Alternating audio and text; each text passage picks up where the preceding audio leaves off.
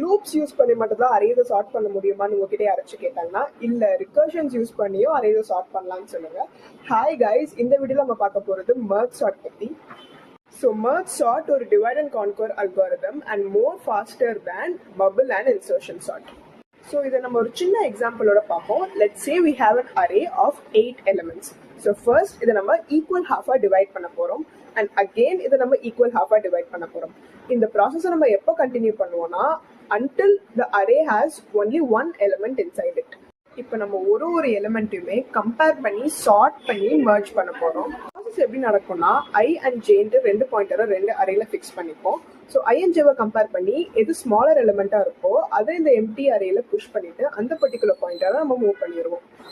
ரிகர்சிவா follow பண்ணிட்டே இருக்கும்போது அந்த அரே வந்து சார்ட்டட் அரேவா கன்வெர்ட் ஆயிரும் அண்ட் இது மர்ஜ் பண்ணிட்டே இருக்கும்போது நமக்கு ஃபைனல் அரேவும் கிடைச்சிடும். Merge ஓட time complexity O of n log n and space complexity வந்து O of n because நம்ம ஒரு எக்ஸ்டர்னல் அரே வந்து இங்க யூஸ் பண்றோம் சார்ட் பண்றதுக்காக. இன்னும் நிறைய கான்செப்ட்ஸ் அண்டர் 60 seconds நீங்க தெரிஞ்சுக்கணும்னு நினைச்சீங்கன்னா do follow Morgan Verse and stay tuned for more updates.